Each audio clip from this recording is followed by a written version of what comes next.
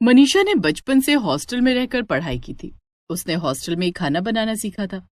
पढ़ाई के बाद मनीषा की शादी हो जाती है। ससुराल में मनीषा ने अपने हॉस्टल वाली सबसे फेमस रेसिपी बनाई। मनीषा यार, आज मेस वाले भैया ने फिर से लौकी की सब्जी बनाई है।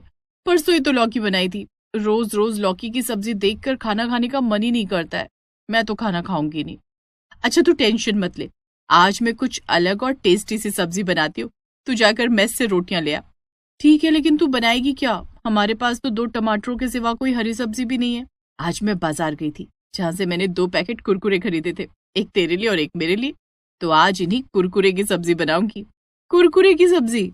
हाँ, ट्राई करने में क्या हर्ज है। ठीक है, मैं रोटियां लेकर आती हूँ। स्वाति मेस जाकर रोटियां ले आती है। मनीषा 2 पैकेट कुरकुरे से टमाटर वाली सब्जी बनाती है। खुशबू तो बड़ी अच्छी आ रही है। जल्दी से खाने को दे ना। अच्छा बाबा, अभी देती हूँ। मनीषा 2 प्लेट में कुरकुरे की सब्जी निकालती है और दोनों सहेलियां कुरकुरे की सब्जी के साथ रोटी खाती हैं। कुरकुरे की सब्जी इतनी टेस्टी थी कि मैं 2 रोटियां ज्यादा खा गई। तूने कहाँ सीखी ये रेसिपी? मैंने कहीं से नहीं सीखी। कहते हैं ना कि जहाँ चाह होती है वहां राह होती है। हमारा टेस्टी खाना खाने का मन था तो मैंने बना लिया।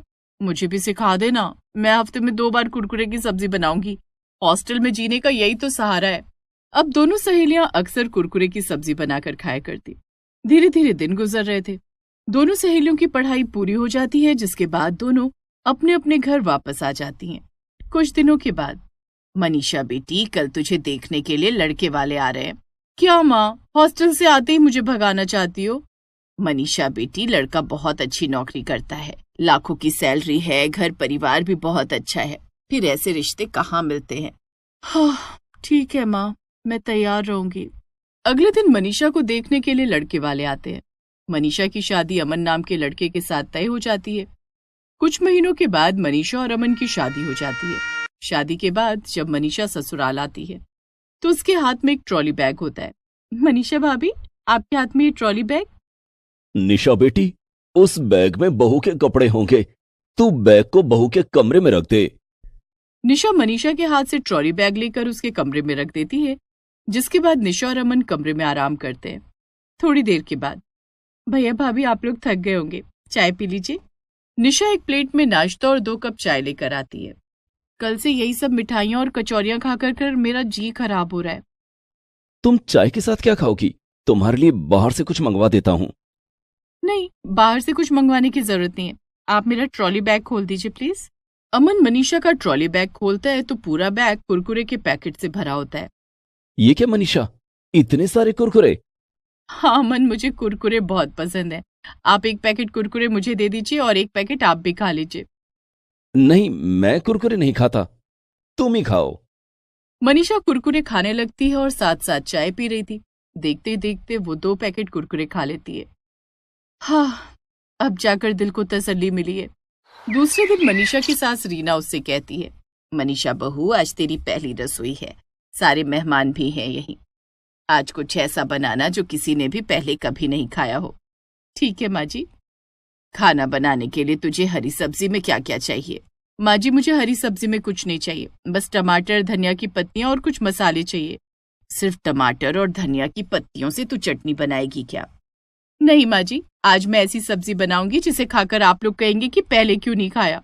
मनीषा अपने कमरे में जाकर अपना ट्रॉली बैग खोलती है और उसमें से कुरकुरे के ढेर सारे पैकेट निकालती है, जिसके बाद वो टमाटर और धनिया की पत्तियां डालकर कुरकुरे की सब्जी बनाती है, जिसके साथ वो हलवा, खीर और कचौरी बनाती है।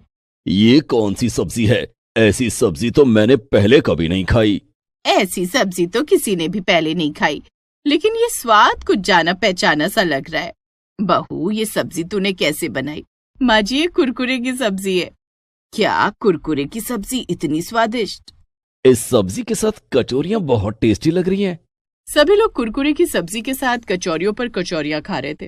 हलवा और खीर को तो कोई पूछ भी नहीं रहा था। भाभी, थोड़ी और सब्जी मिलेगी क्या? हाँ निशा, क्यों नहीं, मैं भी लाती हूँ। बहू, थोड़ी सी सब्जी हमें भी दे दे और कचौरियां भी लेती आना। मनीषा सबको सब्जी और कचौरियां ला कर देती है। कुरकुरे की सब्जी के साथ सबने कुछ ज्यादा ही खाना खा लिया। आज तो कचौरियां तलते तलते मेरी हालत बिगड़ गई। पता नहीं कुरकुरे की सब्जी मेरे लिए बची भी है या नहीं। मनीषा सब्जी की पतीली में देखती है कि बहुत थोड़ी सी सब्जी बची है। हाय, मेरी कुरकुरे की सब्जी। ये तो बहुत थोड़ी रह गई है। सबको खाना खिलाकर मनीषा ने थोड़ी बची हुई कुरकुरे की सब्जी के साथ कचौरियां खाई। मनीषा, मैं कुरकुरे नहीं खाता था, लेकिन आज तुमने कुरकुरे की जो सब्जी बनाई थी उसे खाकर मैं कुरकुरे की सब्जी का फैन हो गया हूँ। उस दिन सभी रिश्तेदारों ने भी कुरकुरे की सब्जी की बहुत तारीफ की। वैसे भाभी, आपने कुरकुरे की सब्जी बनानी कहाँ से सीखी? हॉस्टल में। कई बार हॉस्टल के मेस का खाना हमारी पसंद का नहीं होता था, तब मैंने कुरकुरे की सब्जी बनानी शुरू की। वाह, मतलब इस रेसिपी की मास्टर शेफ आप खुद हो। हाँ निशा, मुझे भी कुरकुरे की सब्जी बनानी सिखाओ ना। जरूर सिखा दूंगी। कल सुबह मैं कुरकुरे की सब्जी बनाऊंगी जिसमें तुम मेरी हेल्प करना। ठीक है भाभी। दूसरे दिन मनीषा निशा को कुरकुरे की सब्जी बनाना सिखाती है। इस तरह दूसरे दिन भी घर में कुरकुरे की सब्जी बनती है। कुरकुरे की सब्जी घर वालों को इतनी पसंद आती है कि वे रोज मनीषा से कुरकुरे की सब्जी बनाने की डिमांड करते। रिश्तेदार तो जाने का नाम ही नहीं ले रहे थे। शादी को पूरा 1 सप्ताह बीत गया, लेकिन रिश्तेदार हैं कि अपने घर जाना ही नहीं चाहते। कैसे जाएंगे? रोज रोज टेस्टी कुरकुरे की सब्जी जो खाने को मिल रही है। मैं आज ही बहू से कहती हूँ कि कुरकुरे की सब्जी बनाना बंद करे। रीना उस दिन मनीषा से कहती है कि वो अब कुरकुरे की सब्जी ना बनाए। कैसे ना बनाओ माँ जी? कभी बुआ जी तो कभी चाची जी तो कभी मौसी जी, रोज कोई ना कोई कुरकुरे की सब्जी बनाने को कहता है। मैं मना नहीं कर सकती ना। ठीक है, आज तू कुरकुरे की सब्जी मत बना, लौकी की सब्जी बना ले। कोई पूछे तो कह देना कि घर में कुरकुरे खत्म हो गए हैं। मनीषा ऐसा ही करती है। वो सबके लिए लौकी की सब्जी बनाने ही वाली थी कि रसोई में मौसी सास आ जाती हैं। ये तू क्या बना रही है बहू? मौसी जी, मैं लौकी की सब्जी बना रही हूँ। क्यों, कुरकुरे की सब्जी क्यों नहीं बना रही है? मौसी जी, घर में कुरकुरे खत्म हो गए। मैं लेकर आती हूँ, सामने परचून की दुकान पर कुरकुरे मिलते हैं, अभी 2 मिनट में लाई। मौसी जी परचून की दुकान से ढेर सारे कुरकुरे का पैकेट लेकर आती हैं और मनीषा को देती हैं। ले बहू, तू जल्दी से कुरकुरे की सब्जी बना दे। मनीषा को ना चाहते हुए भी कुरकुरे की सब्जी बनानी पड़ती है। इसी तरह रोज रिश्तेदार कुरकुरे की सब्जी का आनंद ले रहे थे। कोई अपने घर जा ही नहीं रहा था। ये रिश्तेदार तो टस से मस नहीं हो रहे। सारे शहर से कुरकुरे खत्म करके ही मानेंगे। मुझे कुछ उपाय ढूंढना होगा। उस दिन जब मनीषा रसोई में कुरकुरे की सब्जी बना रही थी तो वहां रीना आती है और सब्जी में जमाल गोटा मिला देती है। रिश्तेदारों के साथ साथ हमें भी थोड़ी परेशानी झेलनी पड़ेगी, लेकिन कम से कम रिश्तेदार अपने अपने घर तो चले जाएंगे। जब मनीषा सबको खाना परोसती है तो सभी लोग चटकारे ले लेकर कुरकुरे की सब्जी खाते हैं। लेकिन खाना खाने के बाद सबका पेट खराब हो जाता है और सभी दौड़ दौड़ कर टॉयलेट की तरफ भागने लगते हैं। मेरे पेट में बहुत दर्द है, लगता है पेट खराब हो गया है। अमन बेटे, पेट दर्द की कोई दवा ला दे। मेरी हालत तो खुद खराब है चाची जी, लूज मोशन रुक ही नहीं रहे। मुझे तो लगता है ये सब रोज रोज कुरकुरे की सब्जी खाने के कारण हुआ है। हाँ, मुझे भी ऐसा ही लग रहा है रीना।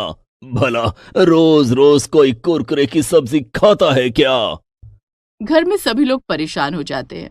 अमन सभी को डॉक्टर के पास ले जाता है। आप लोगों ने आज खाने में क्या खाया था? कुरकुरे की सब्जी। कुरकुरे की सब्जी? हाँ डॉक्टर, हम लोग कई दिनों से लगातार कुरकुरे की सब्जी खा रहे हैं। देखिए, कुरकुरे की सब्जी कभी कभी खा सकते हैं, लेकिन रोज रोज खाएंगे तो हाजमा खराब हो जाएगा। हमें रोज हरी सब्जी खानी चाहिए। ठीक है डॉक्टर साहब, अब हम लोग रोज रोज कुरकुरे की सब्जी नहीं खाएंगे, लेकिन हफ्ते में एक बार तो खा सकते हैं। क्यों रीना, हफ्ते में एक बार मनीषा बहू कुरकुरे की सब्जी बना देगी ना? अब हाँ हाँ दीदी, क्यों नहीं, हफ्ते में एक बार तो बना ही सकती है। डॉक्टर सभी लोगों को दवा देता है, जिसके बाद सभी घर आ जाते हैं। अब हमें अपने अपने घर चलना चाहिए। रीना, हम बीच बीच में आते रहेंगे बहू के हाथ की बनी कुरकुरे की सब्जी खाने। हाँ दीदी, जरूर आना। सारे रिश्तेदार अपने अपने घर चले जाते हैं। उफ, चले गए सब। मनीषा बहू, अब कुछ दिनों तक कुरकुरे की सब्जी का नाम भी मत लेना। बड़ी मुश्किल से रिश्तेदारों को भगाए है। ठीक है माँ जी। वैसे रोज रोज कुरकुरे की सब्जी खा खाकर मेरा भी दिल घबरा रहा था। लेकिन कुछ भी कहो, मनीषा बहू कुरकुरे की सब्जी बनाती बहुत अच्छा है। अगर आज रात भी कुरकुरे की सब्जी के साथ गर्मा गर्म पराठे मिल जाते तो मजा आ जाता। चुप हो जाइए, आज कुरकुरे की सब्जी नहीं बनेगी। घर के सभी लोग हंसने लगते हैं।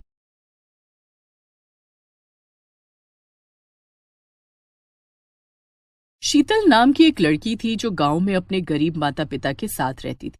वो अपने पिता मोहन की लाडली थी। मोहन के पास एक छोटा सा खेत था और वो उसी खेत में खेती कर अपना घर चलाता था। लेकिन अचानक से कर्जे में डूब जाने के कारण एक दिन मोहन आत्महत्या कर लेता है। उसके मरने से शीतल और उसकी मां पर मुसीबतों का पहाड़ टूट पड़ता है। आइए देखते हैं कैसे शीतल बर्गर बेचकर गरीबी का सामना करेगी। एक दिन मोहन खेत में हल चला रहा था। शीतल वहीं पास में एक पेड़ के नीचे बैठकर पढ़ाई कर रही थी। तभी वहां गांव का धनवान सेठ श्यामू आ जाता है और मोहन से कहता है, मोहन, जरा यहाँ तो आना। जी सेठ जी, आप यहाँ मेरे खेत में? अच्छा, तो तुझे क्या लगा मैं तुझे कर्जा देकर भूल जाऊंगा? ये सुनकर मोहन चौंक जाता है क्योंकि उसके ऊपर श्यामू का कोई कर्जा था ही नहीं। क्या कर्जा? कैसा कर्जा सेठ जी? वाह वाह, देखो तो इस भोले मोहन को। अरे मोहन जी, याद नहीं, पिछले साल आपने हमसे 20,000 रुपया कर्जा लिया था। क्या? मगर सेठ जी, वो तो मैंने पिछले साल जब फसल हुई थी तभी आपको लौटा दिया था। तू भी अच्छा मजाक कर लेता है मोहन। अरे तूने मुझे कोई पैसा वापस नहीं किया, उल्टा 1 साल बीत गया और पूरे 1 साल का ब्याज है तुझ पर। क्या 1 साल का ब्याज? मैं कुछ समझा नहीं। अभी समझाता हूँ। पिछले साल तूने मुझसे 20,000 लिए और समय पर नहीं लौटाए। इस तरह से 1 महीने का 5,000 ब्याज और 12 महीने का 60,000, जिसमें 20,000 और मिला लो तो तुझे मुझे पूरे 80,000 रुपए लौटाने हैं। इतना पैसा सुनकर तो मोहन को चक्कर ही आने लगते हैं। अरे ये आप क्या कह रहे हो सेठ जी? 80,000 रुपए? अरे इतने पैसे तो मैंने खुद कभी एक साथ नहीं देखे, तो मैं आपको कैसे दूं सेठ जी? और मैंने तो पिछले साल ही आपको वो 20,000 रुपए लौटा दिए थे। देख मोहन, मुझे तेरी ये सब बकवास नहीं सुननी है। अगर तूने पैसे लौटाए होते तो वो मेरे खाते में लिखा होता। तूने मुझे पैसे लौटाए ही नहीं। अब अगर मुझे इस महीने के आखिर तक मेरे 80,000 रुपए नहीं मिले तो मैं तुझे और तेरे पूरे परिवार को पुलिस के हवाले कर दूंगा। इतना बोलकर श्यामू सेठ वहां से चला जाता है और मोहन चक्कर खाकर जमीन पर गिर जाता है। पीछे से शीतल आ जाती है और अपने पिता को संभालती है। उसने श्यामू सेठ की सारी बातें सुन ली थी। पापा, पापा आप चिंता मत करो, सब ठीक हो जाएगा। शीतल दौड़कर पास वाले कुएं से पानी लेने चली जाती है, लेकिन जब वो वापस लौटती है तो अपने सामने का नजारा देखकर दंग रह जाती है। उसके पिता मोहन ने पास रखी कुल्हाड़ी से खुद को मार लिया था और अब शीतल के सामने उसके पिता की लाश पड़ी हुई थी। ये देखकर शीतल के हाथ से पानी गिर जाता है। हे भगवान, पापा ये आपने क्या कर लिया? अब हमारा क्या होगा? अब मैं और माँ आपके बिना कैसे रहेंगे, क्या करेंगे? शीतल जोर जोर से रोने लगती है और थोड़ी ही देर में सारे गांव को इस बारे में पता चल जाता है। जब श्यामू को पता चलता है कि मोहन ने आत्महत्या कर ली, तब वो मोहन का खेत हड़प लेता है। अब शीतल और उसकी माँ सुमन को समझ नहीं आ रहा था कि वो क्या करे। सुमन अपनी बेटी के पास आती है और उससे कहती है, शीतल, हम लोगों की हालत बद से बदतर होती चली जा रही है। घर में खाने को एक भी दाना नहीं है। उस सेठ ने धोखे से हमारा खेत भी हड़प लिया। तुम्हारे पिताजी तो हमें ऐसे मझधार में छोड़कर चले गए हैं। मुझे तो बस अब एक ही रास्ता नजर आ रहा है, हम दोनों भी जहर खा लेते हैं और इस सब से छुटकारा पा लेते हैं। सुमन की बात सुनकर शीतल दंग रह जाती है। अरे माँ, ये तुम कैसी बात कर रही हो? सुमन रोने लगती है और कहती है, तो और क्या करूं बेटा, मैं तो हिम्मत हार गई हूँ। नहीं माँ, हम लोग ऐसे हार नहीं मानेंगे। मैं लड़ूंगी और जीऊंगी भी, और तुम्हें भी ऐसे हारने नहीं दूंगी। तुम चिंता मत करो माँ, कुछ न कुछ तो जरूर हो जाएगा। 2 दिन और बीत जाते हैं। सुमन आस पड़ोस में जाकर कुछ काम ढूंढने की कोशिश करती है, मगर निराश ही वापस आती है। मगर आज उसने एक बड़े सेठ के घर में बर्तन धोए थे और इसलिए उसे 50 रुपए मिल गए थे। ये सेठानी ने बस आज ही बर्तन क्यों धुलवाए? अगर रोज बुला ले तो मेरा महीने का काम चल जाएगा। खैर, इस 50 रुपए से कुछ खाने को ले लेती हूँ, शीतल भी खुश हो जाएगी। सुमन जब घर जा रही थी तो उसे रास्ते में एक दुकान दिखती है जहां पर पाव टंगे हुए थे। अरे हाँ, शीतल को तो बर्गर बहुत पसंद है। एक काम करती हूँ, ये पाव ले लेती हूँ। घर में थोड़े से आलू तो पड़े ही हैं, बर्गर अच्छा बन जाएगा। इसके बाद सुमन थोड़ा टमाटर, प्याज और खीरा भी ले लेती है और घर आ जाती है। देख शीतल, आज मुझे कुछ पैसे मिले हैं तो तुझे बर्गर बनाकर खिलाती हूँ। अरे वाह माँ, कितने दिनों के बाद कुछ अच्छा खाने को मिलेगा। जल्दी से बनाओ ना माँ। सुमन जितना सामान लाई थी उसमें 2 बर्गर ही बन पाते हैं, मगर शीतल को बर्गर बहुत पसंद आता है। दोनों माँ बेटी बड़े प्यार से बर्गर खाती हैं। माँ, तुम्हारे हाथ के बर्गर जैसा स्वाद कहीं नहीं है। सब लोग यही कहते हैं शीतल, सबको मेरे हाथ का बर्गर बहुत पसंद आता है। बर्गर खाते खाते अचानक से शीतल के दिमाग में कुछ विचार आता है। वो लगभग चिल्लाकर कहती है, माँ, मेरे पास एक रास्ता है जिससे शायद हमारी सारी समस्या का हल मिल जाए। क्या? वो क्या है शीतल? माँ, तुम ये बर्गर बनाकर बेचना क्यों नहीं शुरू कर देती हो? क्या इसमें सचमुच कोई फायदा होगा? माँ, इतना अच्छा बर्गर तुमने इतने कम सामान में बना लिया। गांव में आसपास बर्गर का एक भी ठेला नहीं है। जिसे भी बर्गर खाना होता है वो चौराहे पर ही जाता है। तो क्यों ना तुम बर्गर बनाओ और मैं उसे बेच कर आऊं। हमारी हालत ऐसे है कि ज्यादा दिन तक हम लोग गुजारा नहीं कर पाएंगे माँ। तब तो फिर ठीक है शीतल बेटा, लेकिन बर्गर बनाने का सामान वो कैसे आएगा? शीतल और सुमन फिर सोच में पड़ जाती हैं। तभी सुमन अपने पैरों से अपनी पायल उतार देती है और शीतल से कहती है, एक काम कर शीतल, जाकर इसे बेचा। इससे जो भी पैसा मिलेगा ना, उससे हम बर्गर बनाने का सामान ले आएंगे। शीतल की आंखों में आंसू आ जाते हैं क्योंकि ये पायल उसके पिता ने उसकी माँ को बड़े प्यार से दी थी, मगर हालात ऐसे थे कि अब दूसरा कोई रास्ता नहीं था। शीतल जाकर पायल बेच देती है। माँ, ये 300 रुपए मिले हैं पायल बेचकर। ठीक है, बाजार जाकर बर्गर बनाने का सामान ले आ। शीतल जल्दी से बाजार जाती है और पाव, प्याज, टमाटर, खीरा ये सब खरीद लेती है। साथ ही शीतल टमाटो केचप और चीज भी खरीद लेती है। ये सब लेकर शीतल वापस घर आ जाती है और खुश होकर अपनी माँ से कहती है, माँ, देखो ना मैं कितना सामान लाई हूँ। इससे तो बहुत मजेदार और स्वादिष्ट बर्गर बन जाएंगे। हाँ बेटा, चल काम पर लगते हैं। शीतल जल्दी से उठ जाती है और सब्जियां काटने लगती है और उसकी माँ तवे पर पाव सेकने लगती है। फिर सुमन पाव लेती है और उसे 2 हिस्सों में काट देती है। वो उसमें केचप लगाती है, सब्जियां रखती है और फिर चीज लगा देती है। इसके बाद वो बर्गर में अपना बनाया हुआ एक खास चटपटा मसाला लगा देती है। देख शीतल, ऐसे ही पहले मैं बहुत सारे बर्गर बनाकर रख लूंगी और फिर उन्हें तवे पर दोबारा से सेक दूंगी। इससे वो कुरकुरे बनेंगे और सबको पसंद आएंगे। वाह माँ, देखने से बहुत स्वादिष्ट लग रहे हैं ये बर्गर। अरे मगर शीतल, हम लोग इन्हें बेचेंगे कैसे? ये सुनकर तो शीतल भी सोच में पड़ जाती है। उसने अब तक ये सोचा ही नहीं था कि वो बर्गर कैसे और कहाँ बेचेगी। माँ, ये तो मैंने सोचा ही नहीं, अब क्या करें? ये सुनकर सुमन उठती है और पास रखी एक डलिया उठा लाती है। तू एक काम कर, इस डलिया में सारे बर्गर रख लेना और गांव में बेचने चली जाना। शाम का समय है, काफी सारे बच्चे खेल रहे होंगे और लोग भी अपने अपने घरों के बाहर ही बैठे होंगे। ये सही वक्त है अपने बर्गर बेचने का। अरे वाह माँ, ये तो बहुत अच्छा रहेगा।